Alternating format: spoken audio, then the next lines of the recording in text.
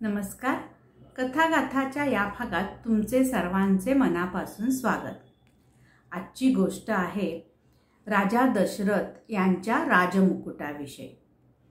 अयोध्या नरेश दशरथ एकदा भ्रमण करत वनाच्या दिशेने निघाले होते. तिथे त्यांची गाठ बालीशी पडली. राजा दशरथ यांच्या कोणत्या तरी कारणाने नाराज होऊन बालीने त्यांना युद्धाचे आव्हान दिले. राजा दशरथ यांच्या 3 राण्यांपैकी कैकेयी ही अस्त्र, शस्त्र आणि रथ चालवण्यात पारंगत होती. त्यामुळे नेहमी जेव्हा दशरथ भ्रमणासाठी बाहेर पडत तेव्हा कैकेयी मातेला बरोबर घेऊन जात असत. जेव्हा बाली आणि राजा दशरथ यांच्यात भयंकर युद्ध सुरू झाले त्यावेळी देखील संयोगवश राणी कैकेयी ही त्यांच्याबरोबर होती. युद्धामध्ये बालीचा प्रभाव खूप जास्त पडत होता, कारण बालीला असे वरदान होते की युद्धामध्ये ज्याच्यावर त्याची दृष्टी पडेल त्याची अर्धी शक्ती बालीला प्राप्त होत असे. त्यामुळे हे तर निश्चितच होते की युद्धामध्ये राजा दशरथाचीच हार होणार, कारण बाली हा स्वतः देखील खूप पराक्रमी होता.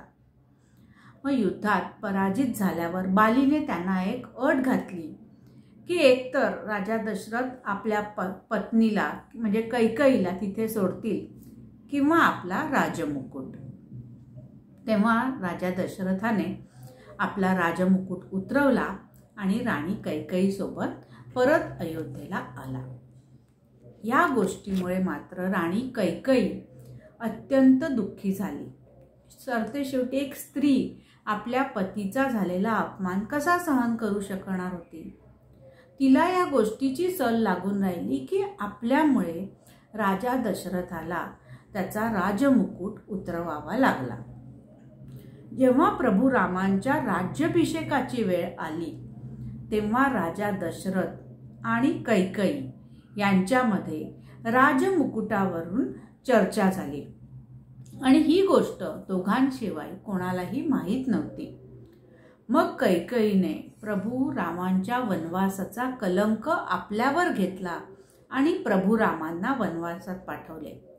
रघुकुलाची शान परत आणण्यासाठी त्यांनी श्रीरामांकडनं असे वचन घेतले की बालीकडून ते राजमुकुट परत घेऊन येतील. जेव्हा प्रभू रामांनी बालीला आपल्या बाणाने मारले त्यावेळी त्यांनी त्याला आपला परिचय करून दिला आणि आपल्या कुळाची शान असलेल्या राजमुकुटाविषयी विचारले. आता बालीने खरं तर अवतार हा प्रभू रामांचे कार्य पूर्ण करण्यासाठी घेतला होता, पण त्याने रावणाशी मित्रता केली आणि त्यामुळे प्रभू रामांनी त्याला निजधामास पाठवले. जेव्हा त्याला याची जाणीव झाली तेव्हा त्याने मरणोन्मुख अवस्थेत प्रभू रामांना सांगितले की जेव्हा मी रावणाला बंदी बनवले तेव्हा माझ्याशी मित्रता करून रावणाने आपली सुटका करून घेतली आणि जाताना कपटाने राजमुकुट घेऊन गेला. पण प्रभू, जर तुम्ही माझ्या पुत्राला म्हणजे अंगद याला तुमच्या सेवेत घेतले तर तो आपल्या प्राणांची बाजी लावून तुमचा राजमुकुट परत घेऊन येईल. जेव्हा अंगद प्रभू रामजींचा दूत बनून रावणाच्या सभेत गेला तेव्हा भर सभेत आपले पाय पसरून बसला आणि दरबारात उपस्थित असलेल्या रावण सेनेला आपले पाय हलवून दाखवण्याचे आव्हान दिले. राज दरबारातील सर्व योद्ध्यांनी आपली ताकद पणाला लावली, पण कोणालाही तो सफलता मिळाली नाही. मग रावण जेव्हा स्वतः अंगदाच्या जवळ गेला आणि त्याचे पाय हलवण्यासाठी जसा वाकला तसा तो राजमुकुट जमिनीवर पडला. मग अंगदाने तो राजमुकुट उचलला आणि ते श्रीरामजींकडे घेऊन गेला. आता या रघुकुलाच्या राजमुकुटाची किमया कशी होती बघा. जेव्हा दशरथाकडून तो राजमुकुट गेला तेव्हा त्यांना पुत्रविरह झाला आणि त्यात त्यांचा मृत्यू झाला. जेव्हा बालीकडून रावण तो राजमुकुट घेऊन गेला तेव्हा बालीला प्राणांची आहुती द्यावी लागली आणि यानंतर जेव्हा अंगद रावणाकडून तो मुकुट घेऊन गेला. त्यानंतर रावणाचा देखील मृत्यू झाला. खरं तर राणी कैकेयीमुळेच रघुकुलाची शान परत आणता आली. जर राणी कैकेयीने प्रभू रामांना वनवासात पाठवले नसते तर रघुकुलाचा सन्मान परत आणता आला नसता. आपल्या कुळाच्या सन्मानाकरता राणी कैकेयीने सर्व कलंक अपयश आपल्यावर घेतले आणि खरे तर याच गोष्टीमुळे प्रभू श्रीराम आपल्या सर्व मातांमध्ये राणी कैकेयीवर सर्वात जास्त प्रेम करत होते. आणि ज्यावेळी चित्रकूट पर्वतावर भरत आपल्या तिन्ही मातेंचं प्रभूंचे दर्शन घ्यायला गेला तेव्हा प्रभू रामाने माता कैकेयीला सर्वात प्रथम प्रणाम केला. त्या चित्रकूट पर्वताच्या भेटीचे वर्णन मैथिली शरण गुप्त यांनी आपल्या कवितेमध्ये केलेले आहे आणि त्यामध्ये कैकेयी सांगते, युग युग में चलती रहे कठोर कहानी थी रघुकुल में एक अभागन रानी.